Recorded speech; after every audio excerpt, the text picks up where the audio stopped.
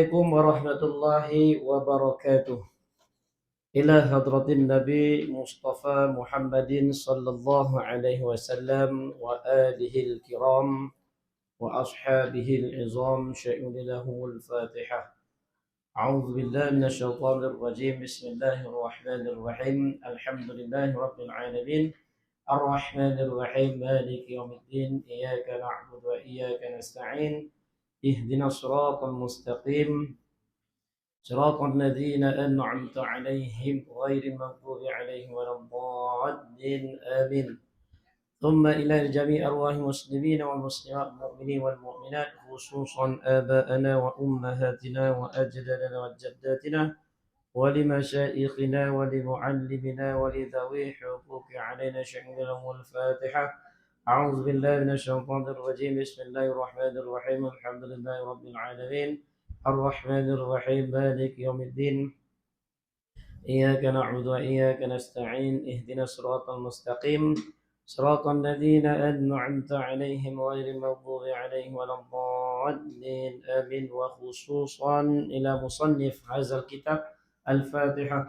أعوذ بالله من الشيطان الرجيم. بسم الله الرحمن الرحيم. الحمد لله رب العالمين الرحمن الرحيم مالك يوم الدين.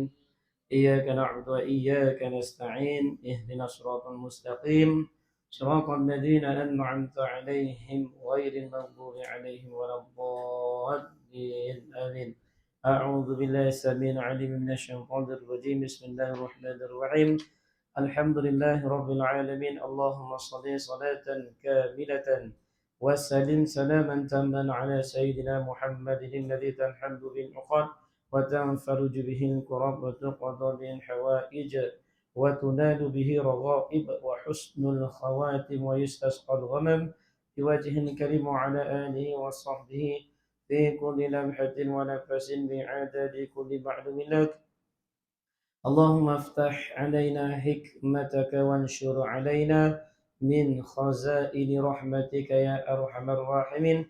اللهم رب اشرح لنا صدورنا ويسر لنا أمورنا واحلل عقدة من ألسنتنا يفقه أقوالنا. اللهم إنا نسألك علما نافعا ورزقا طيبا وعملا متقبلا.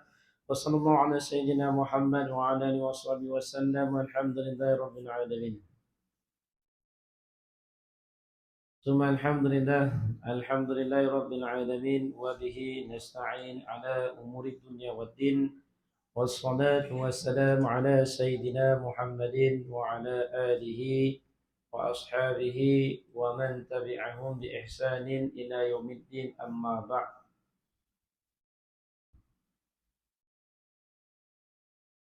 ثم الحمد لله. Syukur kita kehadirat Allah Subhanahu wa taala kerana Allah Subhanahu wa taala telah mengurniakan taufik dan hidayat kepada saya, kepada tuan-tuan puan-puan yang dimuliakan oleh Allah Subhanahu wa taala. Insya-Allah sekian. Jadi kita syukur lagi dan lagi pada Allah Subhanahu wa taala yang masih Allah taala kekalkan kasih sayangnya kepada kita, masih letakkan kita di dalam hidayat Allah Subhanahu wa taala dan memberi taufik kepada kita untuk mengamalkan apa yang telah dihidayatkan kepada kita. Kemudian kita syukur lagi pada Allah Subhanahu wa taala pada malam ni kita bertemu lagi dalam kuliah kita kitab Ushul Tauhid, dan pada hari ini kita sambung pengajian kita kitab Ushul Tauhid pada muka surat 51 Jawi. Yang kita tiba dan bahagi yang ketiga. Kita tiba situ tadi. Masih lagi fil turuqi ila Allah. Masih lagi bab dalam menuju kepada Allah SWT. Yang ketiga. Jumpa tak?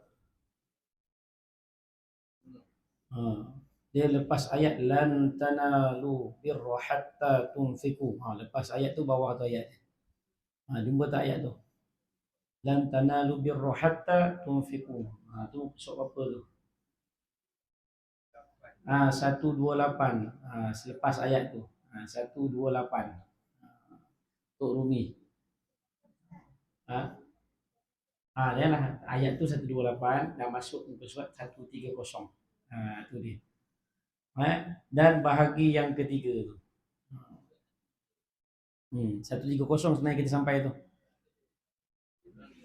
Dan bahagi yang ketiga.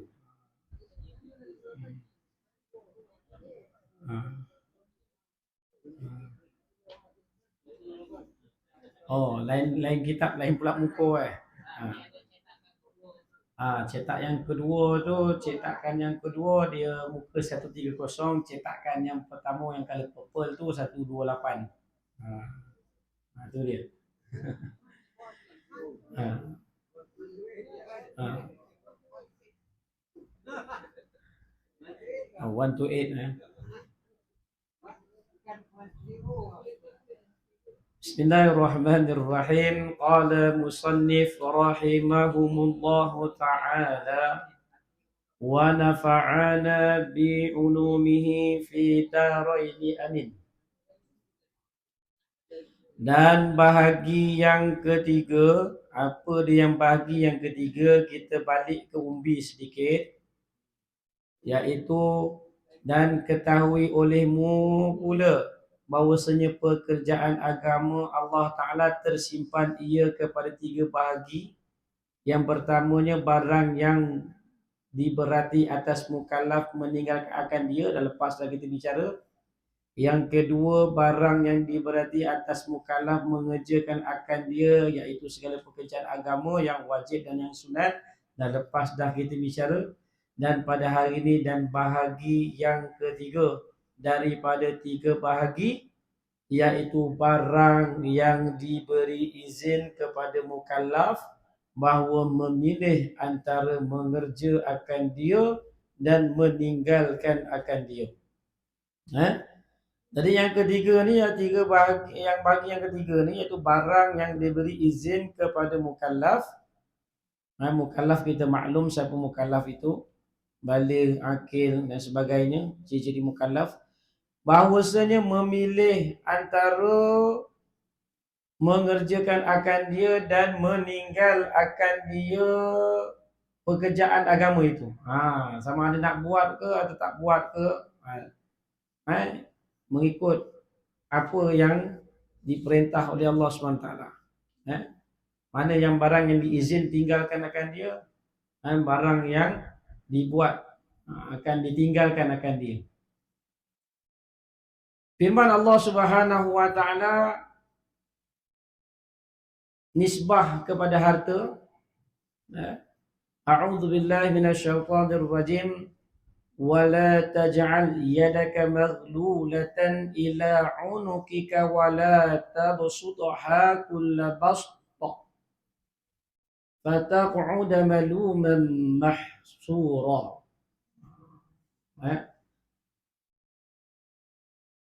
Ini dalam suratul Isra, ini. Dalam suratul Isra, dekat dalam kitab Rumi mungkin dia dah tulis. Dalam Jawi dia tak tulis. Di Rumi tu dia. Ayat 29. Tu suratul Isra ayat 29. Jadi kita tengok apa erti ayat ini berkenaan apa perkara yang diberi izin kepada mukallaf yang boleh memilih antara nak kerjakan atau tinggalkan. Tengok apa ayat ini berkaitan dengan harta, iaitu artinya dan jangan engkau wala taj'al yadaka, jangan engkau jadikan akan tangan engkau dipegang akan dia, akan tangan engkau itu kepada tengkuk engkau akan sebagai pegang yang tiada gugur daripadanya barang yang 1 sen daripada harta engkau dengan belanja yang diizin akan dia, dan jangan engkau buka pula tangan engkau akan sebagai membukakan pada belanja dengan harta engkau hingga tiada tinggal 1 sen di dalam tangan engkau, maka engkau duduk padahal dicela akan dikau, iaitu kembali kepada yang pertama, dan kesesalan iaitu kembali kepada yang kedua. Jadi ayat ni kalau surah tafsir Ibnu Katsir, dia menceritakan orang Yahudi kan. Orang Yahudi dia mencela, dia mengatakan bahawa Allah Taala tu kedekut, dia kata. Tuhan tu kedekut. Jadi dia menceritakan bahawa Tuhan kau ni kedekut sangat. Dia kata tangan Allah tu terbelenggu. Kan? Yang mereka maksudkan adalah kalimat bahawa Allah Taala tu kedekut dengan katakan terbelenggu tu. Yadaka maghlulah tu, yang kata tangan terbelenggu tu, kata tangan Allah SWT terbelenggu, mana yang dimaksudkan terbelenggu tu adalah kikir, iaitu kedekut. Tuhan tu kedekut. Padahal maksud ayat begitu bukan. Maksud ayat ini adalah supaya manusia itu sendiri jangan dia kedekut kepada harta dia, supaya diinfakkan hartanya di jalan yang sesuai dengan syarak. Dan jangan pula di situ juga, jangan pula membazir pula sehingga memudaratkan diri. Akhir sekali dia sendiri tak ada harta. Dia membazir. Akhir sekali dia tak ada harta, lalah sekali dia buat menjadikan satu penyesalan bagi dia. Bukan tu. Jadi dia kata apa? Tengok balik ayat tu, erti dia. Wala taj'al yadaka maghlulatan ila unuqika. Jangan engkau jadikan akan tangan engkau dipegang akan dia kepada tengkuk. Unuqika tu diterjemahkan tengkuk. Tapi bukanlah maksud tu pegang tengkuk. Macam mana pegang tengkuk? Tangan kau dijadikan pegang tengkuk. Macam ginilah pegang tengkuk. Tak? Kalau maksud daripada ayat ni, tapi sebenarnya bukan tu maksudnya. Maksudnya jangan kamu kedekut. Jangan kau tak keluar duit, tak nak keluar duit. Macam seolah begitu. Kan? Jangan engkau akan tengkuk, jangan engkau jadi akan tangan engkau dipegang akan dia kepada tengkuk, engkau akan sebagai pegang yang tiada gugur. Pegang gini je tak nak keluar apa-apa. Kau minta je. Nak. Sini bagilah dia. Pegang ke tengkuk je. Kan kedekut tu. Fikir tu kan. Orang minta sedekah, saya tak ada duit dah. Pegang tengkuk dia. Pada duit harta banyak. Memang suruh diinfakkan. Kan? Seumpama gitu. Nak bagi tu kedekut dia. Kan? Sebagai pegang yang tiada gugur daripadanya. Barang satu sen pun daripada harta engkau. Dengan belanja yang diizinkan akan dia. Akan belanja itu. Kan? Allah yang izin. Allah suruh perintah infak. Banyak ayat kata wa'anfiqu mimma razaqnakum. Kan? Dan infaklah harta daripada rezeki yang aku kurniakan kepada engkau. Jadi infak. Yang tiada gugur daripadanya barang satu sen daripada harta engkau dengan belanja yang diizin akan dia, dan jangan engkau buka pula tangan engkau. Maknanya kita buka tangan kita akan sebagai membukakan pada belanja dengan harta engkau hingga tiada tinggal satu sen pun dalam tangan engkau, maka engkau duduk padahal dicela akan dikau, iaitu kembali kepada yang pertama. Pertama tadi kedekut. Yang kedua tadi pula boros pula. Tapi melampau. Sebab tu kita disuruh bersederhana. Sebab tu Nabi SAW mengatakan khairul umur awsatuha. Sebaik-baik perkara yang di pertengahan, iaitu sederhana. Jadi sebab tu penting untuk kita bersederhana. Jangan kedekut sangat, jangan membazir pula, sehingga membuat satu perkara yang melampaui batas. Benda semua Allah Ta'ala suka pada benda yang kita bersederhana. Bukanlah itu yang dimaksudkan sama ada kita nak buat ke atau tidak. Allah bagi pilihan, nak buat ke tak nak buat. Kan? Ada perkara yang diharuskan pula kita belanja. Contoh-contohnya untuk keperluan-keperluan kita harus saja. Kan? Contoh baju baru, kan? Kasut baru, itu harus. Itu terpulang pada kita. Tapi yang membazirnya berlebihan. Yang melampaunya adalah berlebihan. Dalam syarak dia ada perkara yang diharuskan. Tapi jangan sampai kita kedekut sehingga perkara yang wajib pun kita tak tunaikan. Sehingga sampai masa untuk kita keluarkan zakat pun kita tak nak keluarkan zakat. Itu yang menjadi satu kesalahan. Ni perlu ingat.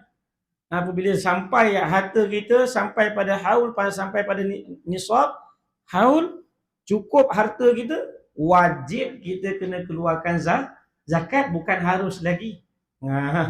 Bukan harus lagi, dah wajib kena keluarkan, dan haram pula meninggalkan perkara tersebut. Itu kena tahu pula. Eh?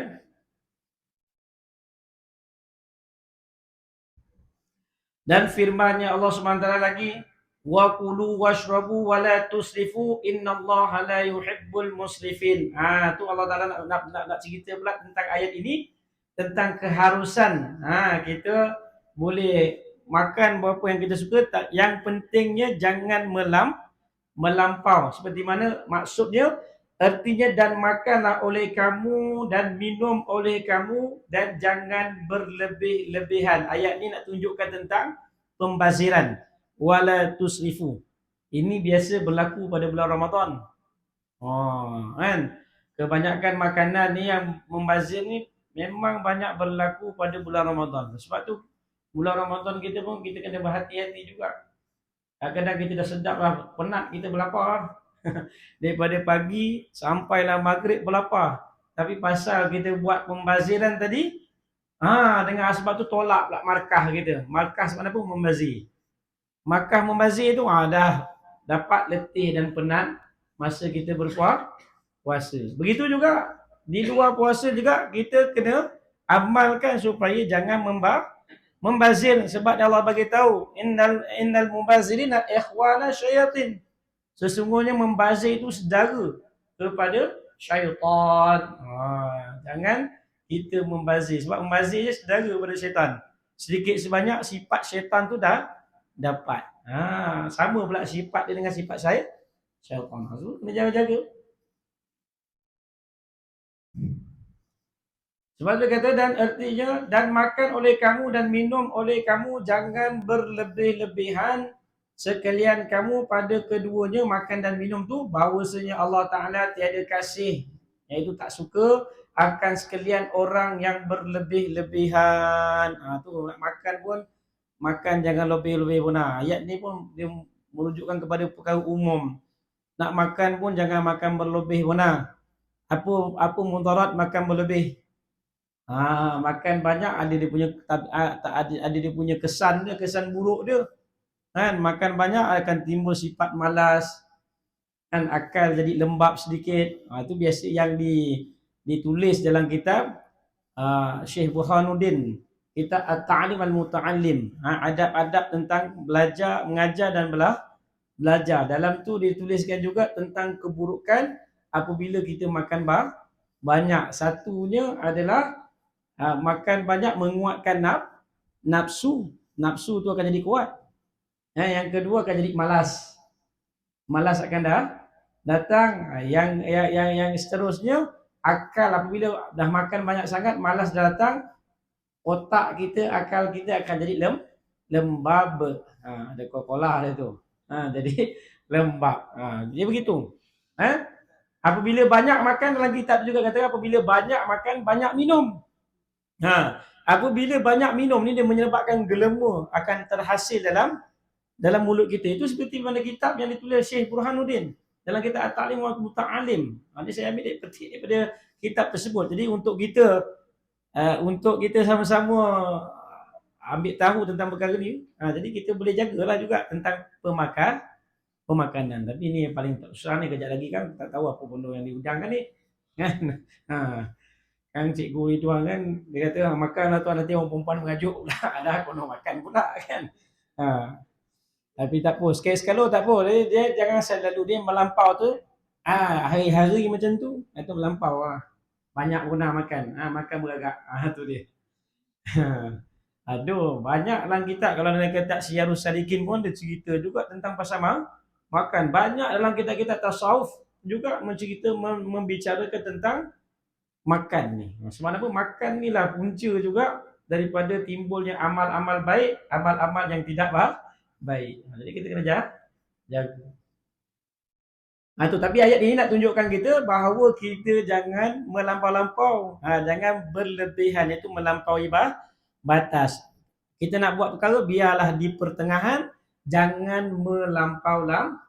Jadi kalau kita ada harta, ada duit, kita nak belanja yang harus, tak ada masalah, belanjalah. Nak pergi sana, nak pergi sini, pergi Hong Kong, pergi Vietnam, pergi mana, jalan-jalanlah, tak kisah. Tapi yang penting jangan membazir, jangan melampaui batas, itu saja.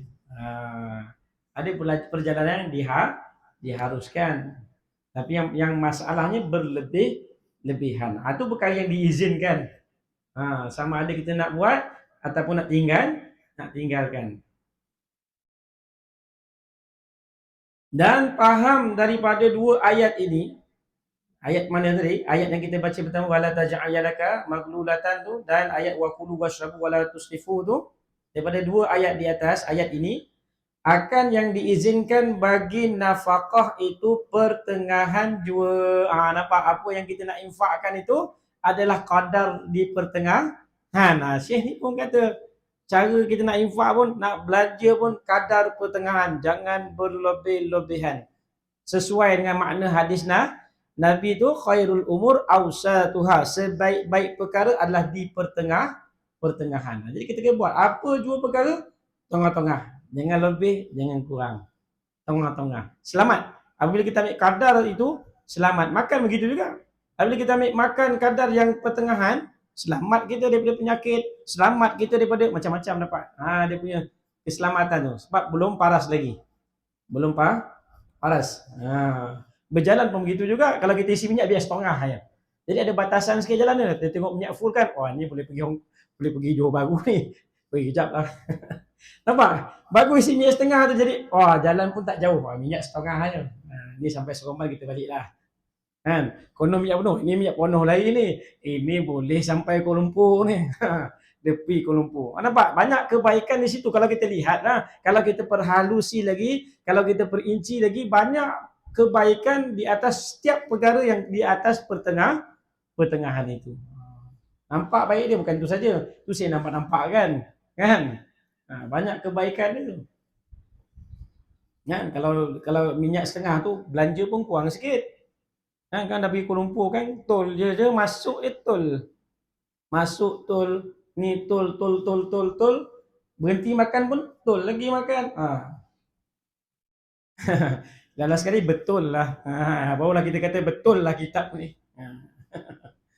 Dan ketahui olehmu pula bahawasanya tiap-tiap satu daripada segala hukum taklif. Hukum taklif tu, apa hukum taklif yang 5 tu? Wajib, sunat, haram, makruh, harus. Ada dia panggil hukum taklif. Tiap-tiap satu daripada hukum taklif yang 5, iaitu terbahagi ia hukum taklif itu atas 2 bahagi. Semua bahagi daripada wajib sampailah haram, sampailah harus tu, setiap hukum tu terbahagi kepada 2 bahagian. Maka adapun haram, ni cerita yang pertama, yang haram itu dia ceritakan tentang haram pula yang dahulu. Maka adapun haram, maka iaitu terbahagi ia kepada haram mengerjakan akan tiap-tiap barang diharam akan dia. Akan dia apa barang-barang itu? Oleh Allah Subhanahu Wa Taala, oleh syarak. Syarak ni siapa yang datangkan? Allah. Itu dia kata perkara yang haram yang didatangkan oleh syarak. Syarak ni datang daripada apa? Syarak ni datang daripada Allah Subhanahu Wa Taala. Jadi maka iaitu terbagi ia kepada haram, mana tadi? Maka adapun haram, maka iaitu terbahagi ia kepada haram mengerjakan tiap-tiap barang yang diharam akan dia, akan barang itu oleh syarak memperbuat akan dia, iaitu seperti zina dan bunuh dengan zalim dan merampas. Bunuh tu maknanya bunuh dengan zalim, maknanya perbuatan bunuh tu boleh. Ada perbuatan dalam syarak yang dibenarkan untuk membunuh seseorang tu. Sebab tu dia letak sini bunuh dengan zalim, dia tak pukul rata bunuh. Kalau pukul rata bunuh, Mana saya kalau orang yang dihukum dengan hukum hudud yang dibunuh tu, dia juga termasuk dalam perkara ni. Sebab tu dia takkitkan lagi, dia letak kat situ bunuh dengan zalim. Apa makna zalim? Iaitu memerintah sesuatu barang yang bukan hak milik dia. Itu dikatakan zalim. Maknanya bunuh dengan zalim ni, bunuh seseorang itu dengan bukan hak dia untuk membunuh.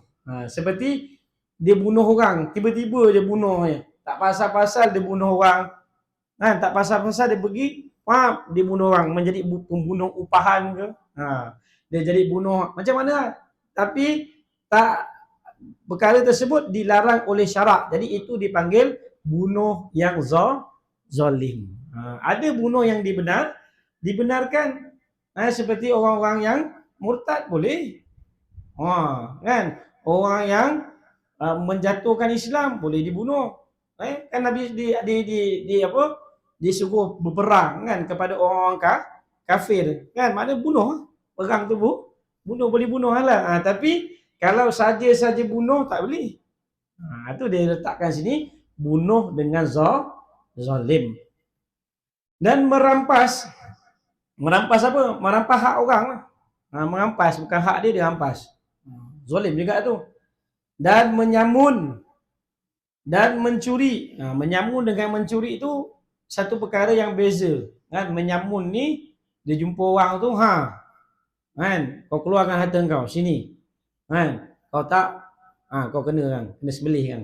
Itu menyamun. Kan?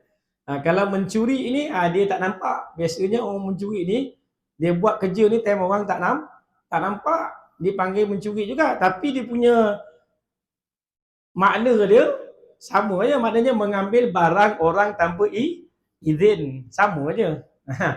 Cuma diistilahkan itu mencuri itu seketika pada ketika orang tak nampak, dan menyamun itu berdepan-depan dengan senjata. Ataupun merompak kan, lebih kurang. Samun dengan rompak ni lebih kurang. Dan berjudi dan haram di sisi syarak, tak boleh. Dan mengambil riba memang tak boleh. Ambil riba ni macam mana? Ambil riba ni ambil riba ni macam kita beri pinjam kepada orang, pinjam RM1 bayar RM2. Itu riba. Bagi dia bagi pinjam duit kau, ada orang pinjam RM1 lah, 100 tu mungkin paling kurang kan. Pinjam duit kau 100, boleh. Besok kau bayar double 200. Itu riba. Tetapi tak termasuk riba sekiranya orang yang bayar tu dengan rela hati dia nak bagi duit lebih. Itu tak masuk riba. Riba ni di start akad perjanjian tersebut. Baru dia kira riba atau tidak di permulaan perjanjian pinjaman tersebut. Sebab tu penting apabila kita beli rumah, beli kereta, kita kena pastikan dulu perjanjian kita dengan pihak pembeli tu. Pihak penjual. Kita sebagai pihak pembeli dengan pihak penjual, kita akad macam mana. Sebab tu kena hati-hati. Sebab tu kaedah selamat, kita kena buat pinjaman Islamik. Kat situ ada kaedah sewa dan beli. Dalam berapa masa kita sewa, sampai satu masa kita beli. Itu tak apa. Akad sampai penghujung sewa kita bayar, lepas kita akad, saya beli.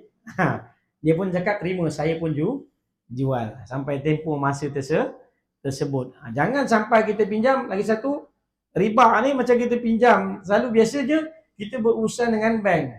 Kan? Bank bagi duit kepada kita, kita pinjam RM100 misal kata, lepas tu bank kenakan imbuhan, kamu kena bayar sekian-sekian. Kamu pinjam RM1,000, kamu pinjam RM100, kamu kena ikut rate, kena bayar. Kalau kamu tak bayar lagi, kamu kena bayar lagi. Tu dah perjanjian riba tu. Maknanya bayar berlebihan. Daripada awal perjanjian dah suruh bayar lebih.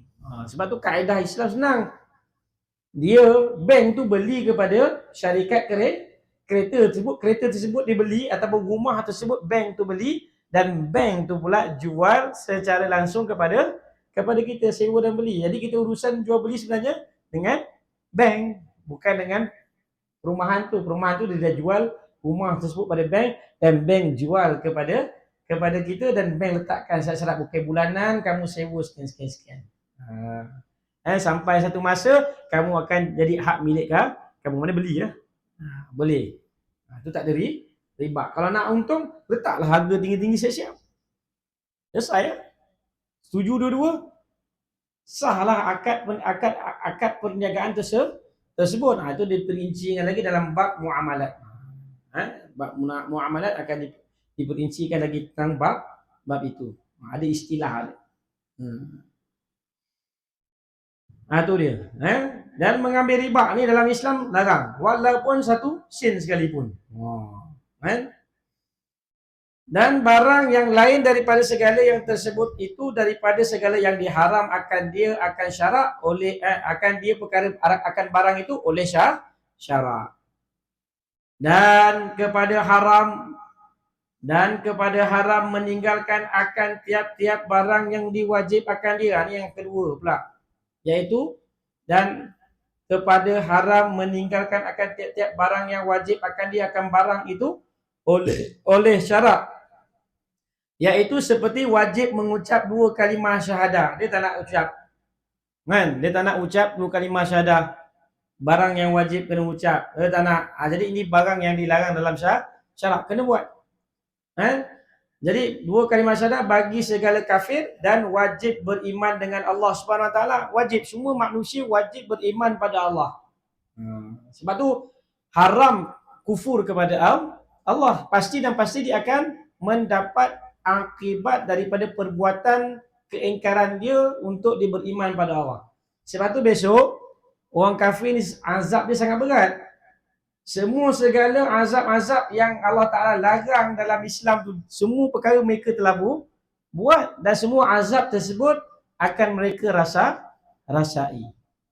Pertama tak beriman, kemudian tak bayar zakat, kemudian tak mandi wajib, kemudian apa lagi? Tak sembahyang, tak haji. Semua siksaan tersebut akan dikenakan kepada orang kafir. Itu berat tu. Itu berat. Sebab tu kita kena risau bimbang juga kepada umat manusia ni. Fikir kita jadikanlah fikir kita seperti mana fikir Nabi SAW.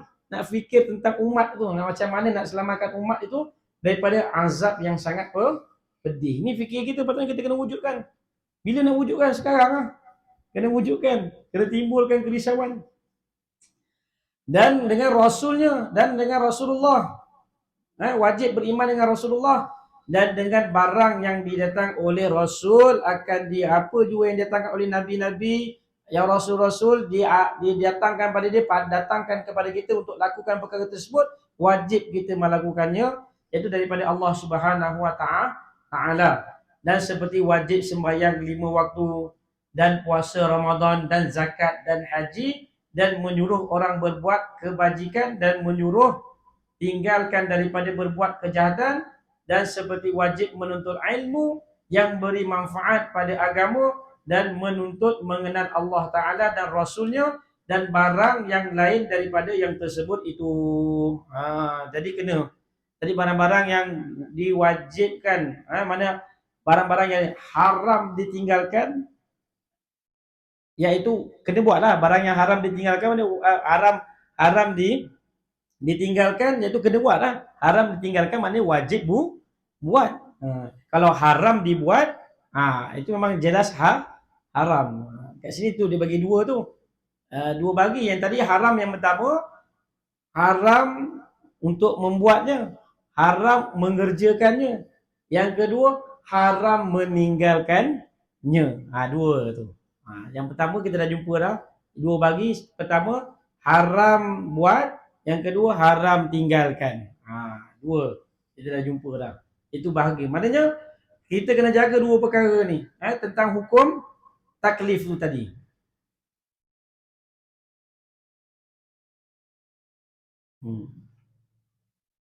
Dan ada pun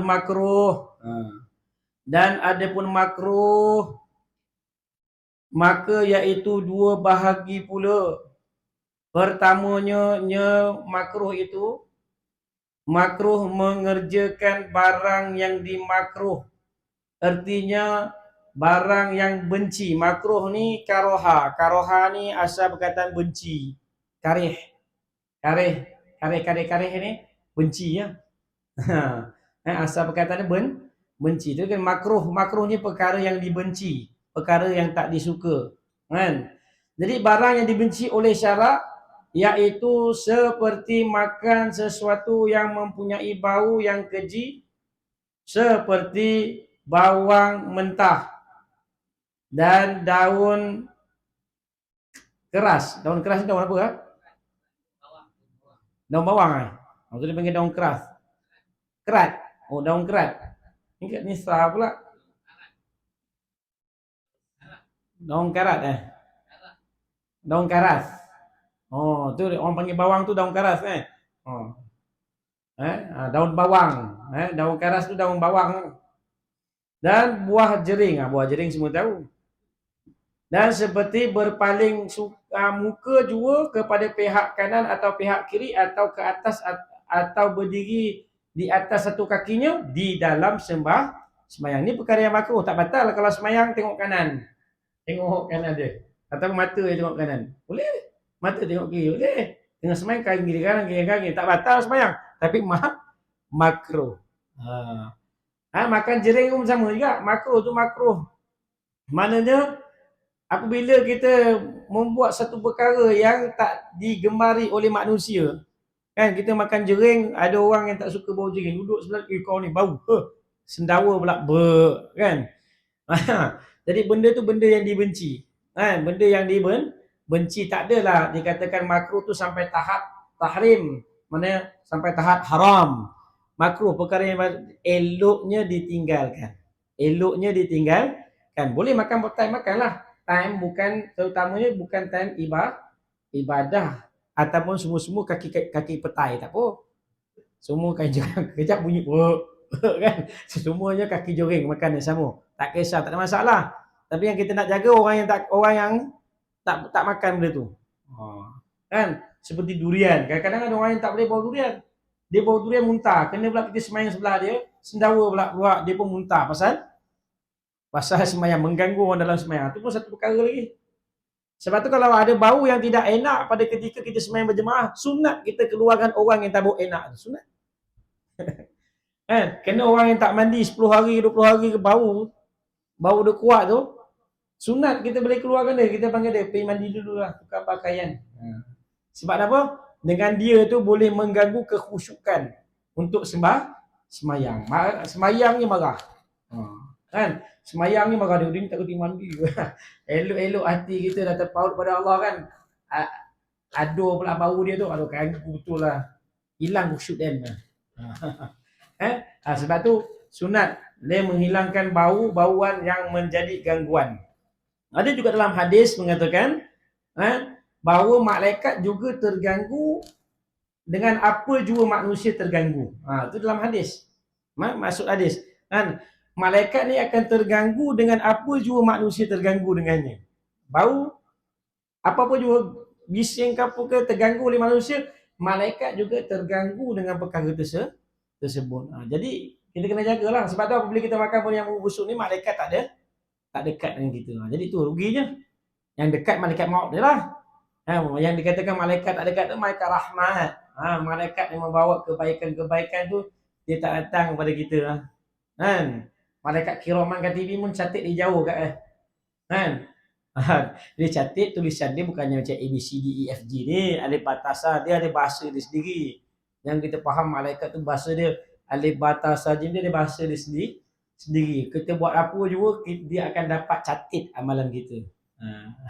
Itu dia bagi kiraman katibin. Itu jelas kan, perkataan yang keluar daripada kita, yang penting keluar tu semuanya dicatat. Dan dalam suratul Qaf Allah beritahu kan, ma yalfizu min qaulin illa ladayhi raqibun atid.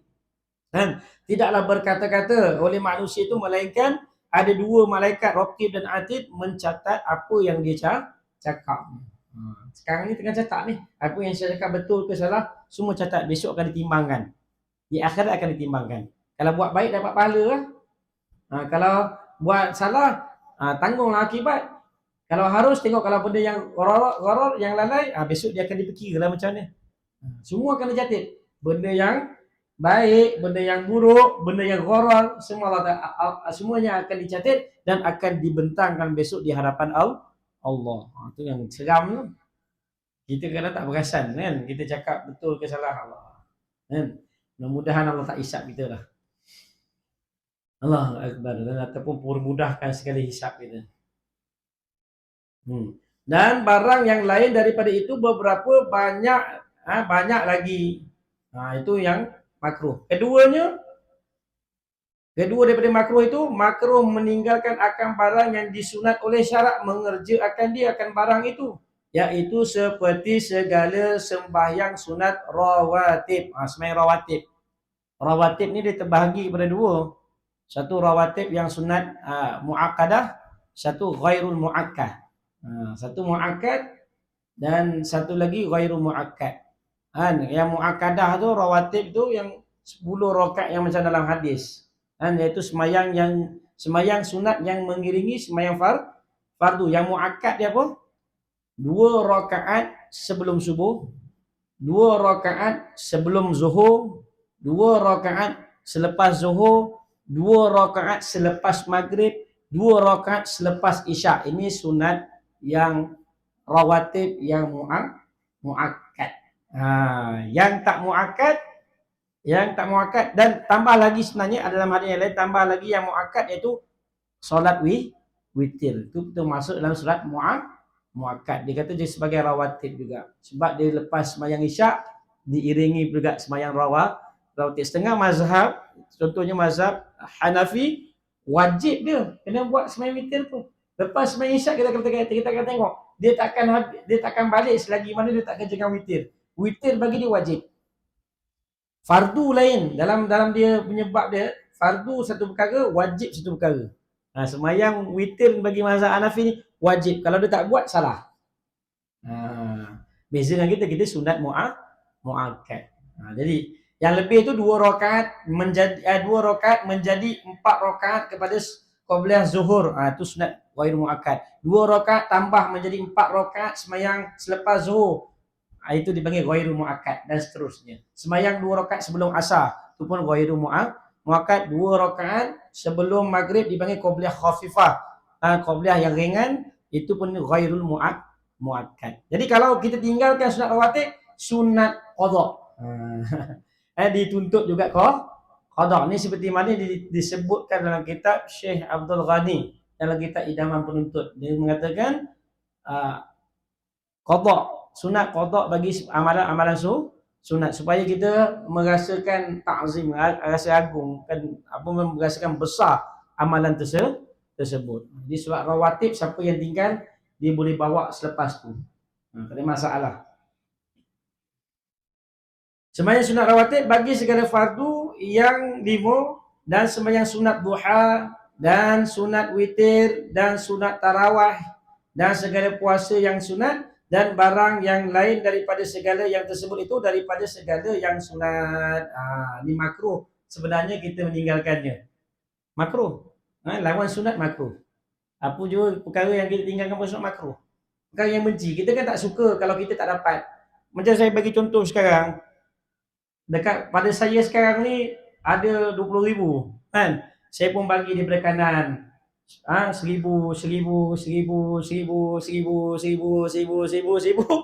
Tiba-tiba kan, tiba je pada orang belah hujung kali saya tak bagi dia. Padahal dia tak ada kena-mengena pun. Betul tak? Padahal dia duit tu duit saya. Saya suka saya nak bagi siapa. Tapi salah seorang daripada dalam kuliah ni tak dapat. Salah seorang daripada kuliah ni dia tengok semua dapat 1,000 balik ni. Semua poket penuh 1,000 kan. Tiba-tiba seorang tak dapat. Messi dia rasa tak suka ya aku ni tak dapat sebab Messi tak suka perkara tersebut berlaku. Itu nama makruh. Makruh tu diumpama orang gitu. Allah Ta'ala offerkan kepada kita macam-macam kebaikan, tapi kita tak nak kebaikan tersebut. Apabila dizahirkan kebaikan tersebut atas ganjaran-ganjaran yang Allah sediakan, pasti kita tak menyukai kalau ganjaran tu hilang di hadapan mata kita. Itu dikata makruh. Itu tahap perkara sunat kalau ditinggalkan makruh. Sebab tu apa juga perkara sunat kita sedaya mungkin untuk buat. Lebih-lebih sunat-sunat yang tuntut. Lebih-lebih kita kena jaga dia. Sebab tu setengah ulama dia jaga sehingga dia suruh qada balik sembahyang sunat yang ditinggalkan. Sama juga amalan zikir. Kalau kita mesti kata hari ni sibuk dengan rewang, besok nak korban kan, tak sempat nak zikir dah apa semua. Jadi dah habis program tersebut, kita boleh qada balik berapa amalan kita yang pagi tadi kita tinggalkan. Duduk sekejap menghadap kiblat, habiskan amalan-amalan kita yang kita telah tinggalkan tadi, qada balik. Supaya apa? Nak rasa pentingnya amal tersebut. Itu penting. Itu penting juga kita duduk di kuliah ni. Kadang-kadang kuliah ni dia cerita bab lain, bab tu, tapi dalam masa yang sama juga Allah Taala bagi taufik, Allah Taala bagi hidayah untuk perkara lain. Dan ini benda-benda yang kita tak faham, hikmah tu.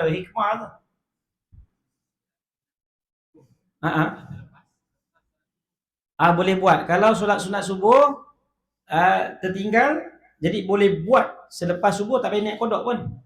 Dia masih lagi dalam waktu subuh. Hanya sembahyang sunat subuh dia buat. Sebab dia tak perlu dia menentukan qabliyah ataupun ba'diyah. Dia satu sunat subuh satu je, sebab sunat dia 2 rakaat tu je. Dia tak ada 2 rakaat. Kalau dia tinggal sebelum subuh, selepas subuh tu dia buat. Saja sunat subuh kerana Allah Taala. Tak perlu niat qada. Sebab apa? Dah waktu dia.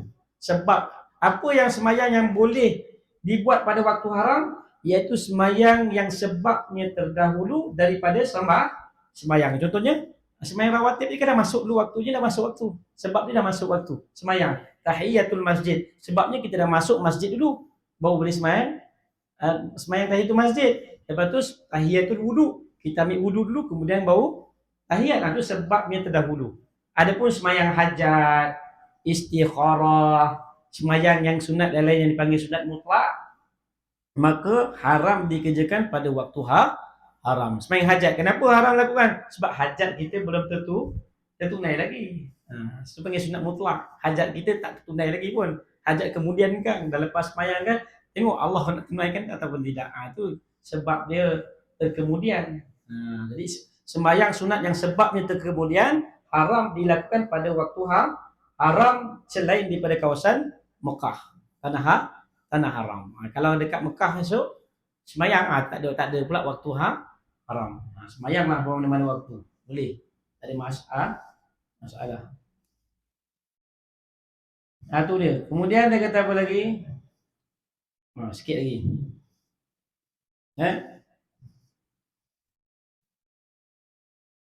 Dan sunat witir dan sunat tarawih dan segala puasa yang sunat yang dan barang yang lain daripada segala yang tersebut itu daripada segala yang sunat. Dan ada pun wajib, wallahu a'lam. Cukup tu. Sampai komat pun dah bunyi cukup tu.